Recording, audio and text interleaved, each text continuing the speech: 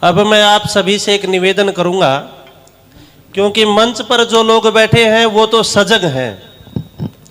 यदि सजगता की कहीं कमी है तो सामने वालों में है।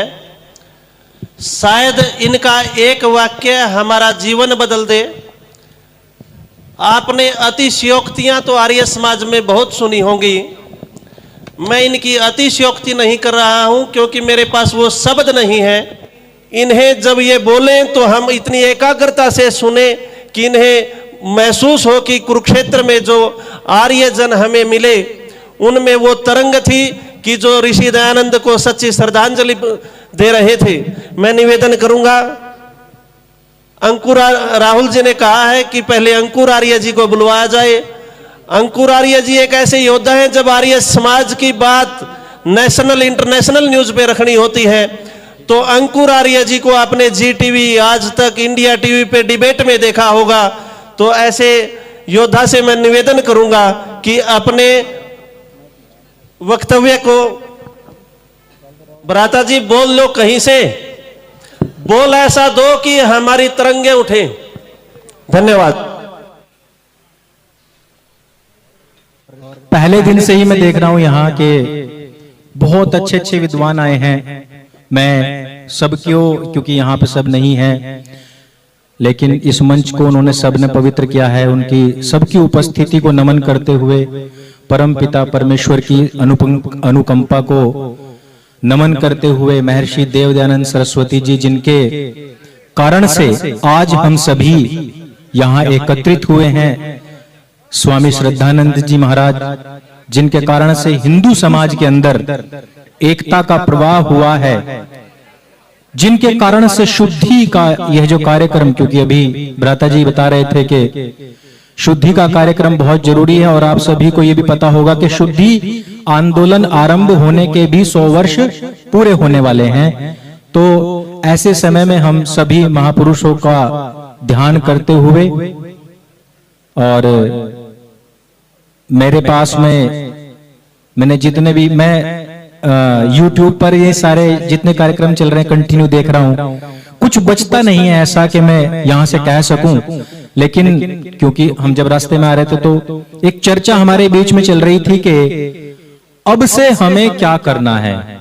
200 वर्ष पूर्ण हो चुके हैं, अब से हमें क्या करना है, क्योंकि स्थापना को भी 150 वर्ष पूर्ण होने वाले हैं। शुद्धि का जो आंदोलन था उसको भी 100 वर्ष पूर्ण होने वाले हैं। ऐसा लग रहा है कि परमपिता परमेश्वर ने सारे के सारे जो जिम्मेदारी है वो आर्य समाज को सौंप दी है, और ऐसी कुछ घोषणा कर दी है परमपिता परमेश्वर ने कि किसी भी बहाने से तुम सो नहीं पाओ। अब आए दिन तुम्हारे पास में अपने अतीत को याद करने के लिए, अपने जो पास्ट है उसको याद करने के लिए ऐसे ऐसे मौके दे रखे हैं।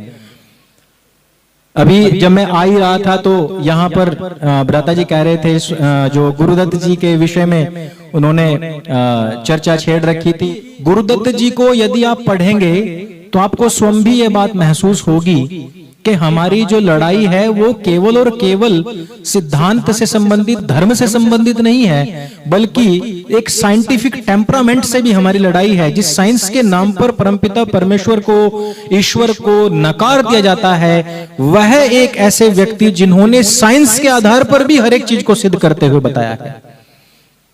तो मैं इस बात को कह रहा था कि हमें किस प्रकार से महर्षि जी के मार्ग पर चलते हुए आगे बढ़ना है। अभी भी बहुत सारे लोग हैं, देखिए मैं आप ये उम्मीद न करना कि मैं कोई आग लगाने वाला भाषण दूंगा। मैं बहुत सोच समझ करके कुछ ऐसा कुछ बोलने जा रहा हूं ताकि हम यहां से कुछ ऐसा लेकर के जाएं कि जो आग हमारे मन के अंदर से बुझे ना। बस हम जब राहुल जी हम 2016-17 से जब आरंभ हमने किया था तो बहुत छोटे ही थे और लोग बाग ये कहा करते थे कि आर्य समाज ने ऐसी कौन सी फौज तैयार कर दी है कि आप सोशल मीडिया पर जहां भी देखो वहीं से ही कोई ना कोई ज्ञान की या फिर कटाक्ष की या फिर कंपैरेटिव स्टडी की आग उगल रहा है। सारे नए लड़के निकल करके आए हैं। आर्य समाज एक ऐसी अग्नि कि हम भले ही आर्य समाज ना गए हों, भले ही हम आर्य समाज से डायरेक्ट जुड़े ना हो, हमने सदस्यता ना ली हो, लेकिन महर्षि जी का जो कार्य है वो उनके जो शास्त्रार्थ परंपरा है, जो उनके ग्रंथ हैं, उनको यदि किसी ने एक बार पढ़ लिया वो स्वयं में ही आर्य बन जाता है, स्वयं में ही श्रेष्ठ बन जाता है, स्वयं में ही नोबल बन जाता है। इस लड़ाई को लड़ने के लिए हमें समावेशी होना क्यों आवश्यक है, इस पर मैं थोड़ी सी चर्चा इसलिए करना चाहूंगा क्योंकि समय अब काफी बदल चुका है। हम काफी बार सिद्धांत की बात करते हैं तो हमारी अपने ही हिंदू भाइयों से लड़ाई हो जाती है, जैसे कि अभी भी कहा गया कि भाई सर्व हिंदू समाज जागृत हो। लेकिन कई बार ऐसा हो जाता है कि सिद्धांत के नाम पर हमें थोड़ा सा साइड कर दिया जाता है, कहा दिया जाता है कि आप लोग जो है ना वो समावेशी नहीं हो। लेकिन जब मेरे सामने ये प्रश्न आता है और मैं देख रहा हूं कि पीछे स्कूल के छात्र छात्राएं भी बैठी हुई हैं, सब विद्यार्थीगण बैठे हुए हैं, इनके लिए स्पेशली मैं ये बात कहना चाहता हूं कि जब हम अपने सिद्धांत की बात कहीं पर करते हैं और यदि हमारी बात कहीं पर नकार दी जाती है तो हमें वहां पर केवल और केवल सत्य का साथ देना है, केवल और केवल सत्य के साथ में अडिग खड़े रहना है। सिद्धांत को हर व्यक्ति नहीं पकड़ सकता है। आप वो महापुरुषों में से गिने चुने लोगों में से हो जो सिद्धांत को अपने साथ लेकर के चल रहे हो। तो ऐसे ही मुझे किसी ने कहा कि हम तो साकार को मानते हैं, आप निराकार को मानते हो। मैंने कहा नहीं। बोला आप आर्य समाजी हो, हम सनातनी, हम पौराणिक हैं। मैंने कहा नहीं, आप भी आर्य समाजी हो। बोला कैसे? मैंने कहा मंदिर में अभी अभी आपने आरती चलाई, ओम जय जगदीश हरे, और उसमें एक लाइन आती है, तुम हो एक अगोचर सबके प्राणपति। अगोचर का अर्थ क्या हुआ? अगोचर अर्थात जो दृष्टि से देखा नहीं जा सकता है। अरे वही तो मैं कह रहा हूं, वही आप सुबह शाम बजाते हो, लेकिन आप उसको मानते नहीं हो, जानते नहीं हो। बस वो रेडियो में चल रहा है और आप उसको सुने जा रहे हो। मैंने कहा जितने भी पौराणिक हैं सारे के सारे दयानंदी हैं, सारे के सारे आर्य समाजी हैं, क्योंकि आप भी एक अगोचर में ही मानते हो। कह रहे नहीं, हमने तो मूर्ति की प्राण प्रतिष्ठा करी है। मैंने कहा प्राण का अर्थ बताओ। चलो, प्राण का अर्थ क्या है? प्राण को अगर सामान्य भाषा में देखेंगे तो यानी कि श्वास और प्रश्वास। क्या यह श्वास और प्रश्वास कर रही है? नहीं कर रही है। प्राण प्रतिष्ठा करने वाला कौन? जिसको स्वयं परमात्मा ने बनाया है। मैं कह रहा हूं कि मैंने भगवान में प्राण प्रतिष्ठा करी, और मुझे मेरे अंदर किसने प्राण प्रतिष्ठा करी है? परमेश्वर ने। और मैं कह रहा हूं कि मैं परमेश्वर में ही प्राण प्रतिष्ठा कर दूंगा। तो इस अहंकार में मत रहना। अगर प्राण प्रतिष्ठा होनी ही है तो यह भी जड़ है, और एक मृत शरीर जिसमें से 1 सेकंड पहले प्राण निकले हैं वह भी जड़ है, उसमें प्राण प्रतिष्ठा करके दिखाओ तो मैं मान जाऊं आपको। कह रहे नहीं कर सकते। मैंने कहा तो फिर आप आर्य समाजी हो, आप दयानंदी हो। आप कोई भी घर में कार्य होता हो, सबसे पहले क्या करते हैं? हवन करते हैं। तो आर्य समाज क्या करता है? वही तो करता है। बताओ आपके पवित्र ग्रंथ किसको मानते हो? सर्वश्रेष्ठ ग्रंथ, सबसे पहला पुराना ग्रंथ किसको मानते हो? किसको मानता है नासा, किसको मानते हैं सारे साइंटिस्ट? बोले ऋग्वेद को सर्व प्राचीन ग्रंथ माना गया है, ये हमारा सिरमौर है। मैंने कहा महर्षि जी ने भी यही कहा है, वेदों की ओर लौटो। तो आप हुए के दयानंदी या नहीं? बोले नहीं, ऐसे नहीं हो सकता है सिद्ध। आप केवल ये कहते हो कि ओम ही परमात्मा है। मैंने कहा बिल्कुल, योग दर्शन में लिखा है तस्य वाचकः प्रणवः। उस एक परमात्मा का जो नाम है, वो जो वाचक नाम है वो ओम है। बाकी उसको बहुत सारे नामों से बुलाया गया है, वेद में भी बहुत सारे नाम दिए गए हैं। बोले हम तो नहीं मानते, हम तो इनको भी मानते हैं, उनको भी मानते हैं, इनको भी मानते हैं। मैंने कहा जब उनके नाम का जाप करते हो तो सबसे पहले क्या बोलते हो? नमः शिवाय बोलते हो या ओम नमः शिवाय बोलते हो? बोले ओम नमः शिवाय बोलते हैं। तो मैंने कहा ओम को सबसे पहले क्यों रखा है? ओम को इसलिए रखा गया है कि क्योंकि उस परमात्मा का निज नाम ओम ही है, और सब उसके बाद ही आते हैं। जो भी मंत्र आप ले लीजिए, जो द्वादश अक्षर बना रखे हैं, जो अपनी तरफ से बना रखे हैं, जो गुरुओं ने अपने मंत्र बना रखे हैं, उन सब में भी यहां तक कि एक मलेच्छ साईं, उसके नाम में भी ओम साईं राम लगा करके ही प्रस्तुत किया जाता है। तो आप मानते हैं कि नहीं मानते हैं कि एक ही परम पिता परमेश्वर है, तस्य वाचकः प्रणवः, और वो है एक अगोचर सबका प्राणपति? बोले कि नहीं, हम फिर भी साकार मानते हैं। मैंने कहा चलो ठीक है, आप साकार को दिखाओ। बोले ये रहे हमारे साकार। मैंने कहा साकार हैं तो इनके ये कौन से भगवान जी हैं? बोले कि ये वे वाले भगवान जी हैं। मैंने कहा ये वे वाले भगवान जी हैं या वे वाले भगवान जी की मूर्ति है? बोले कि ये वे वाले भगवान जी की मूर्ति है। मैंने कहा वे वाले भगवान जी कहाँ हैं? बोले कि वो सब में व्याप्त हैं। मैंने कहा यही तो मैं कह रहा हूं, यही महर्षि दयानंद सरस्वती कह रहे हैं, यही वेद कह रहा है। तो हुए कि नहीं तुम दयानंदी? हुए कि नहीं तुम्हारे समाजी?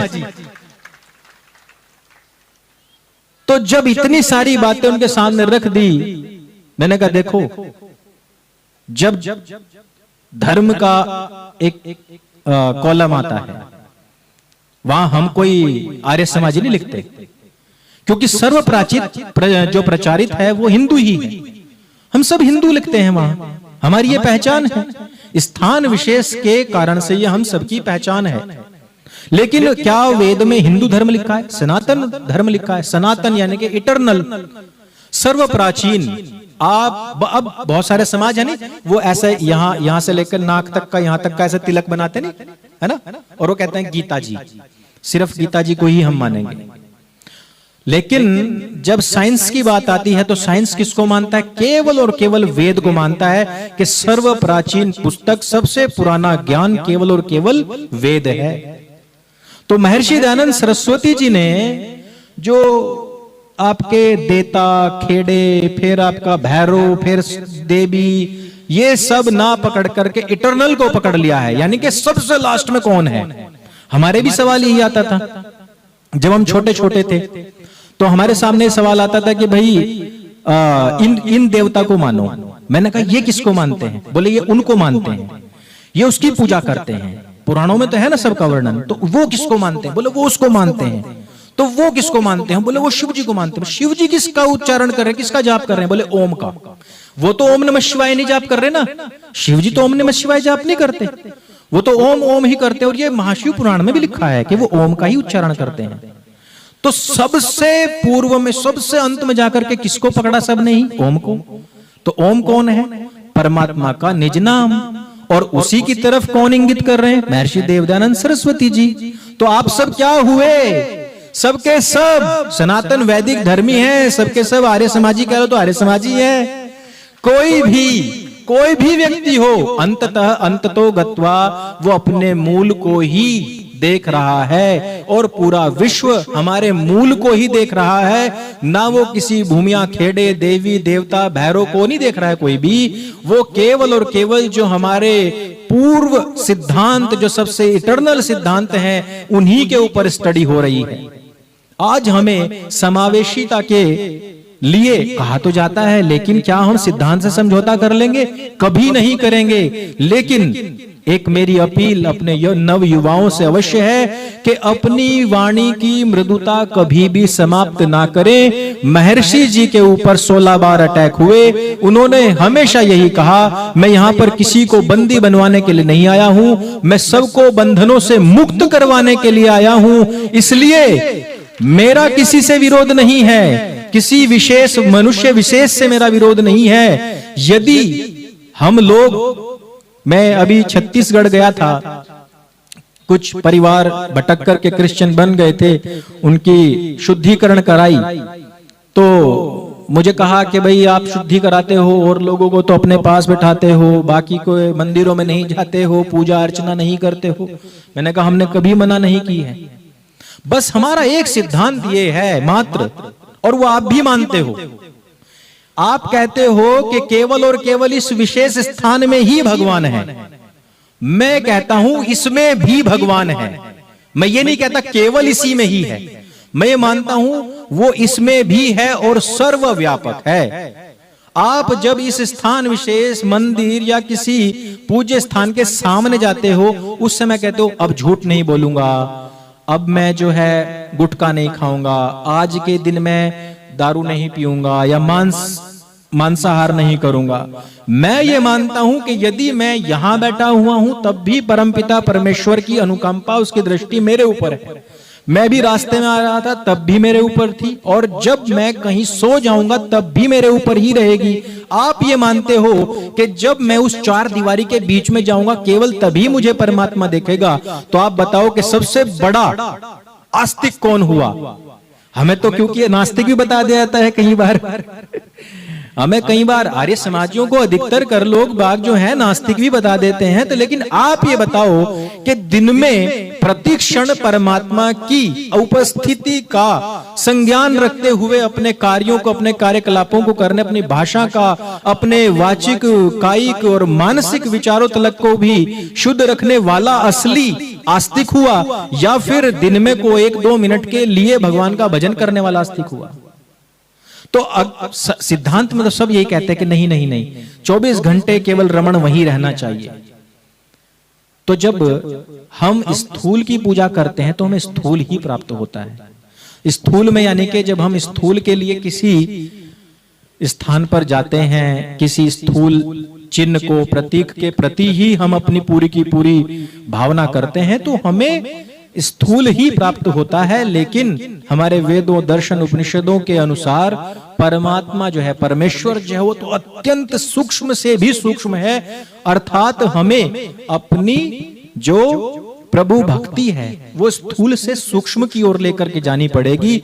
इसी में ही एक चीज और मैं बताना चाहूंगा अपने जो हमारे विद्यार्थीगण यहाँ बैठे हुए हैं, क्योंकि इनको आगे देखिए, हम और आप, हम दो भाई यहां बैठे, हम तो टारगेट पे हैं, अगला सेकंड हमारा यहां है या वहां है हमें नहीं पता है।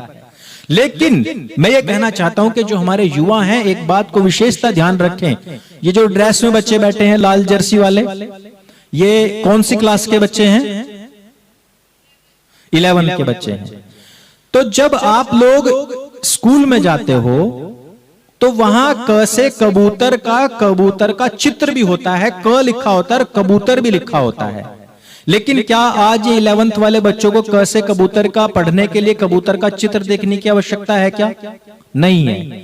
अब ये बच्चे अक्षर ज्ञान में पारंगत हो चुके हैं। हमारा समाज क्या चाहता है? अपने आप को धार्मिक कहेंगे, हिंदू भी कहेंगे, हम सनातनी भी कहेंगे, लेकिन ताउमर हम उसी कायदे पर ही रहते हैं। कायदा बोलते हैं हमारे यहाँ, जिसमें क से कबूतर, ख से खरगोश होता है ना, उसको कायदा बोलते हैं। प्राथमिक नर्सरी में जो पढ़ते हैं, हम ताउमर उसी पर ही रहना चाहते हैं। एकेडमिक पढ़ाई में, मैकॉले शिक्षा पद्धति में हम क्या करते हैं? पीएचडी तक जाएंगे। लेकिन धर्म की पढ़ाई में हम हमेशा कायदे पर ही रह जाते हैं। हमें धर्म में भी पीएचडी करनी है कि जब हमें चित्रों की आवश्यकता ना पड़े, जब हमें किसी प्रतीक की आवश्यकता ना पड़े, जब किसी चिन्ह की आवश्यकता ना पड़े, हमें हमेशा हर जगह परमपिता परमेश्वर की अनुभूति हो और उसके ऊपर उठने वाले सवाल का जवाब हम तुरंत दे सकें और तुरंत सामने वाले के विषय में भी बता सकें। युद्ध के 3 तरीके होते हैं। सबसे पहला होता है डिफेंस, दूसरा होता है डिफेंस एंड अटैक, और तीसरा होता है ओनली अटैक।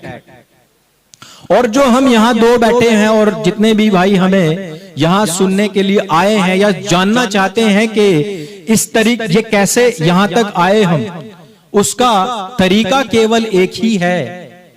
जब वो समय ऐसा था जब राहुल जी आए, मैं उस समय गुरुकुल में था, कि धर्म के ऊपर इतने आरोप लग रहे थे, इतने हमले हो रहे थे कि इधर जाकिर नाइक, इधर जर्जिस, उनकी पूरी की पूरी इस्लामिक रिसर्च फाउंडेशन जो IRF है, वो सारे के सारे वेदों में से न जाने कहां से क्या क्या निकाल करके अनर्गल आरोप लगा रहे थे।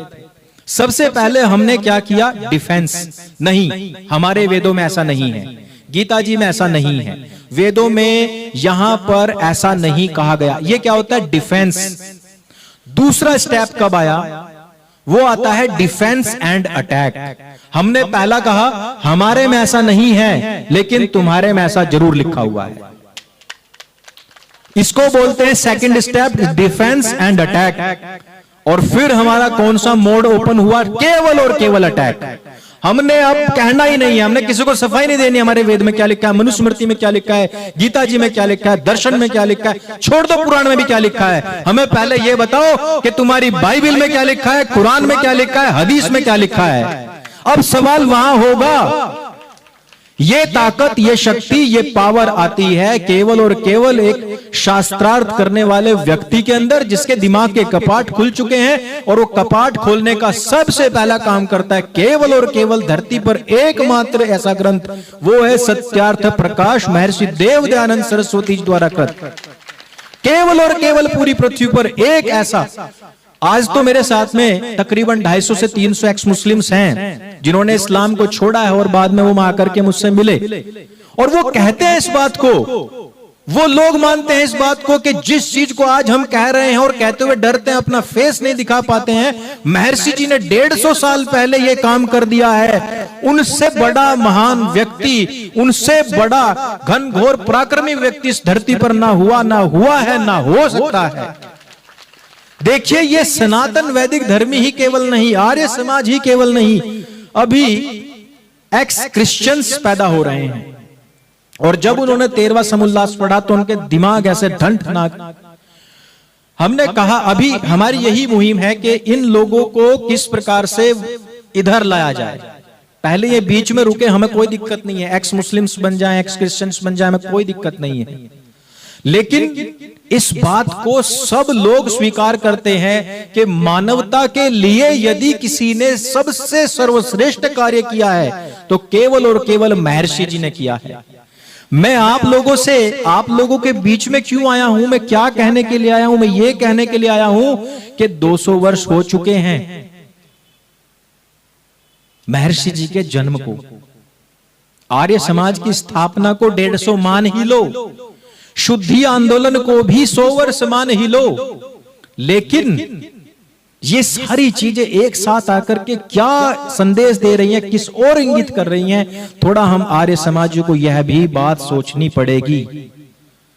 हमारे अंदरूनी चाहे कितने भी कलह हों, जब विधर्मी आकर के हमारी तरफ उंगली खड़ी करे तो उस समय पर हम सबको एक होना है। ये 5 उंगलियां हैं, कोई छोटी है कोई बड़ी है, किसी का कोई महत्व है किसी का कोई महत्व है, इसका अलग महत्व है, इसका अलग महत्व है, इसका अलग है और इसका अलग है, लेकिन ये सारे के सारे जब एक साथ मिल जाते हैं ना तो इसका महत्व सबसे बड़ा जबरदस्त होता है। ये जो पंच बनता है ना, इसका महत्व ऐसा मुंह तोड़ होता है कि सामने वाला आप पर प्रश्न तो छोड़ दीजिए, अपने जवाब भी देना भूल जाता है। वो युवा हमारे बैठे हुए हैं और हमारे पूर्वज भी बैठे हुए हैं, सन्यासी भी बैठे हुए हैं, मुझे समझ नहीं आएगा बीच में, मैं सोच रहा हूं कि कैसे कहूं, लेकिन ना वो एक फिल्म है उसमें कहा गया है कि हम इतना धुआं धुआं कर देंगे, इतना धुआं धुआं कर देंगे कि तुम्हें समझ नहीं आएगा कि हम पहले अपने ऊपर उठने वाले सवाल का जवाब दें या फिर उनके ऊपर सवाल खड़ा करें। हमने अपने यज्ञ के बाद में क्या कहते हैं, वेद की ज्योति जलती रहे, ओम का झंडा ऊंचा रहे। ये केवल हमें कहने मात्र से नहीं, हमें पूरे विश्व में, पूरे अपने क्षेत्रों में घूम घूम करके इतना धुआं धुआं कर देना है कि लोग बाग स्वयं इस ओर आकर्षित हों। लोग तो अपने घरों में परफ्यूम लगाते हैं, हम तो वेदों के द्वारा जो ज्योति जलाई गई है उससे सुगंधी फैलाते हैं। ना केवल वातावरण की सुगंधी बल्कि वाणी की सुगंधी भी केवल और केवल हम ही फैलाते हैं, और किसी से डरते हुए नहीं। एक कथा आर्य जी रास्ते में मुझे कह रहे थे, एक काम आपने बहुत अच्छा किया। मैंने कहा जी क्या? बोले कि जो कथाओं के बीच में नूक है ना, बोले जान के टाइम पर अपनी कथा रोक दिया करो। उनका पर्दाफाश कर दिया आपने। हमें ऐसे सिद्धांत से समझौता करने वाले ना तो आर्य चाहिए और ना ही हमें हिंदू भाई चाहिए। हम हर एक का अड़ करके विरोध करेंगे, सबसे पहले अड़ेंगे, और जान की बाजी लगाना केवल और केवल आर्य समाज ने सिखाया है। किसी भी बहुत सारे संगठन हैं, शासन में भी बहुत सारे संगठन आज को शासन सत्ता राज्यों की भी केंद्रों की भी बहुत को मिल गई है, लेकिन बलिदान जितना आर्य समाज ने दिया है, आर्य समाज के बलिदानियों की यदि हम गाथा पढ़ते हैं, 1857 की क्रांति से लेकर के आजादी तक आर्य समाज के योगदान को यदि हम पढ़ते हैं तो रोंगटे खड़े हो जाते हैं कि किस प्रकार से छोटे छोटे बच्चे मृत्यु भय को भूल गए। कैसे ना हो, मैं कैसे ना कह दूं, श्री गीता जी को अपना सर्वश्रेष्ठ ग्रंथ मानने वाला व्यक्ति भी इतना बड़ा भगवान श्री कृष्ण या गीता जी का फॉलोवर नहीं हो सकता जितना कि एक महर्षि दयानंद सरस्वती जी का शिष्य हो सकता है या हुआ है।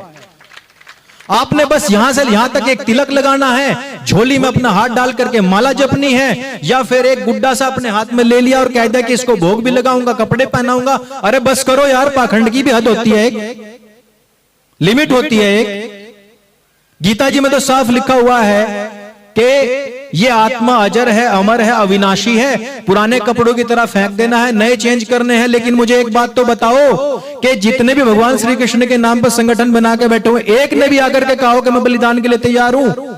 ये हमेशा दयानंदी ही क्यों आगे चलते हैं? ये हमेशा दयानंदी ही क्यों कहते हैं गोली मार?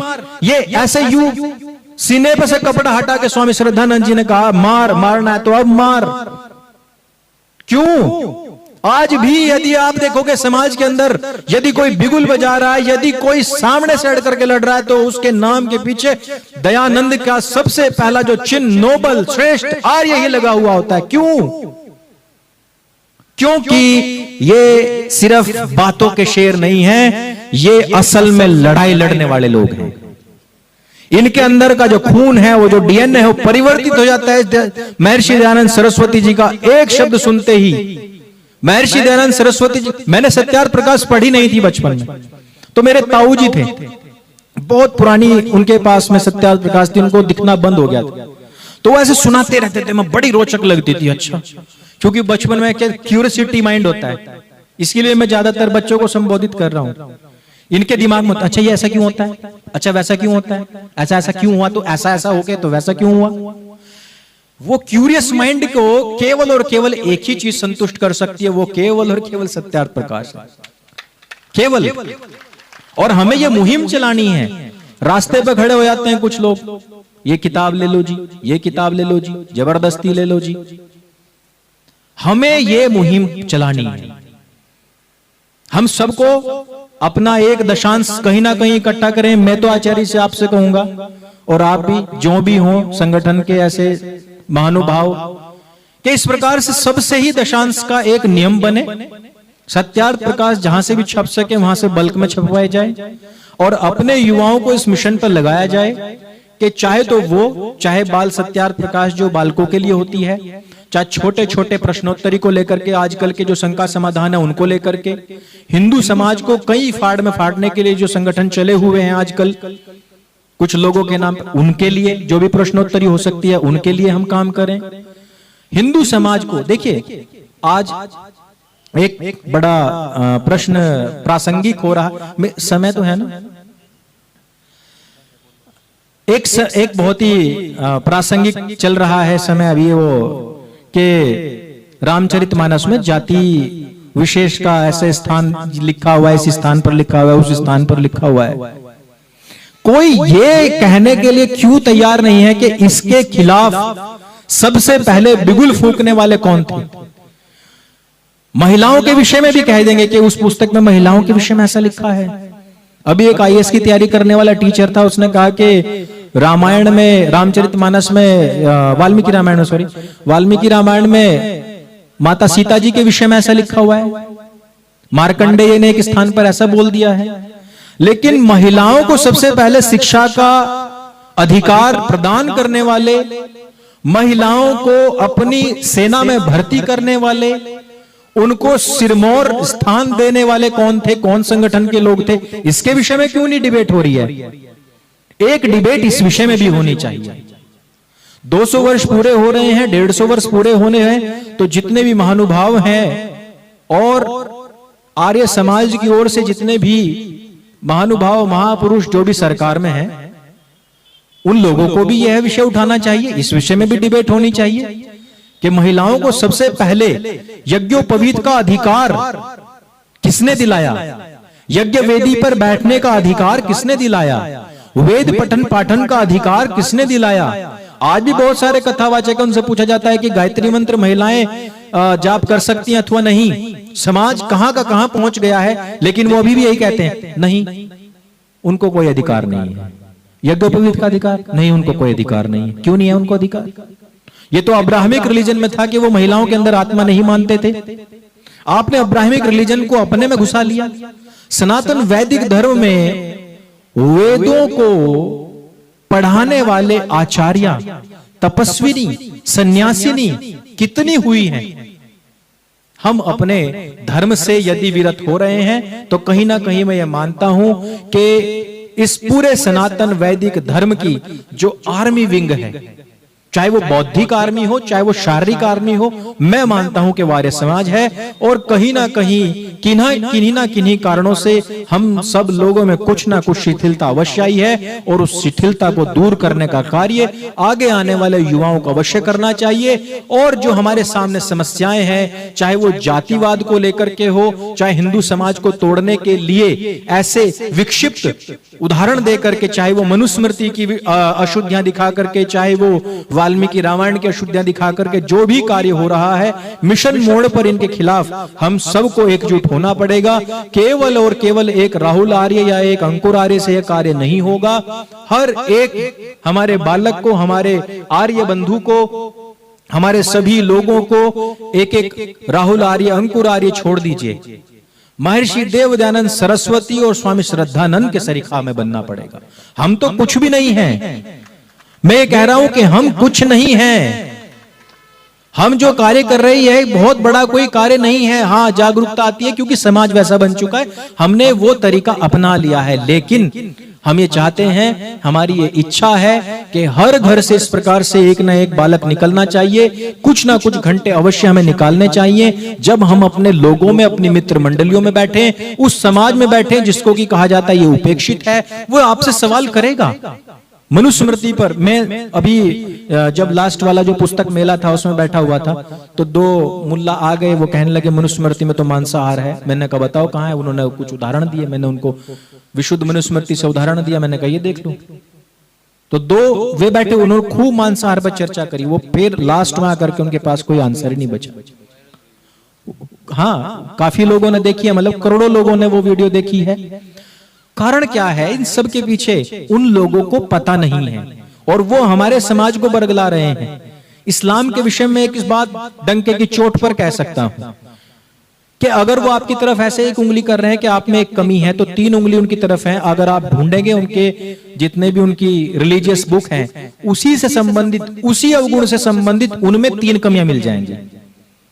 जिस प्रकार से उन्होंने कहा कि माता सीता जी ने तो 5 साल की उम्र में विवाह हो गया था, तो अगर आप उनमें ढूंढोगे तो उनमें तो हम पहले, मैंने क्या कहा, डिफेंस, हम सबसे पहले डिफेंस करें। वाल्मीकि रामायण में ऐसा कहीं पर नहीं लिखा हुआ है, यह है डिफेंस। दूसरा, डिफेंस एंड अटैक। हमारे में नहीं लिखा हुआ है लेकिन तुम्हारे में लिखा हुआ है। तीसरा स्टेप सिर्फ और सिर्फ अटैक, तुम्हारे यहां पे ये भी लिखा हुआ है, तुम्हारे यहां पे ये भी लिखा हुआ है, तुम्हारे यहां पे ये भी लिखा हुआ है। मिल जाएंगे आपको। वो अपनी गलतियों को छिपाने के लिए आप पर आरोप लगाते हैं। वो आरोप आप सुने, ध्यान से सुने, उसका आंसर करें और फिर उनका अंदर जो चीजें हैं वो भी उनको बताएं। वो भी कोई दुश्मन नहीं है, बस भटके हुए हैं और बहुत जल्दी वापस आते हैं। आर्य समाज से तो सभी का बहुत प्रेम है, क्योंकि केवल और केवल एक ऐसा समाज है जो अपने साथ में साक्षात अपने ग्रंथों को अपने दिमाग में लेकर के चलता है, जो चलता फिरता वेद है, जो चलती फिरती गीता जी भी है, चलती फिरती मनुस्मृति भी है और चलता फिरता पूरा का पूरा इंसाइक्लोपीडिया ऑफ रिलीजन या धर्म संबंधित सब कुछ है। इसलिए मैं बार बार बहुत ज्यादा कुछ नहीं कहूंगा। इसलिए हमें इस लड़ाई को बहुत मजबूती से लड़ना है और आपका धैर्य आपकी जड़ों को मजबूत करता है। जिनके पैर मजबूत होते हैं, जो धरती पर टिक करके चलते हैं, वही दूर तक जाते हैं। इसीलिए अपने सिद्धांतों से समझौता मत कीजिए। लेकिन यदि किसी ने हमारी तरफ उंगली उठाई तो उसको एक अगर उसने सवाल किया तो 5 जवाब कम से कम उसको देना सीखिए। और ये जो 5 जवाब देने के बाद में जो मुट्ठी बनती है, उसके बाद में जबड़ा तोड़ने का भी पूरा पूरा मादा रखिए। इन्हीं शब्दों के साथ में मैं अपनी वाणी को विराम देता हूं। ओम ओम ओम।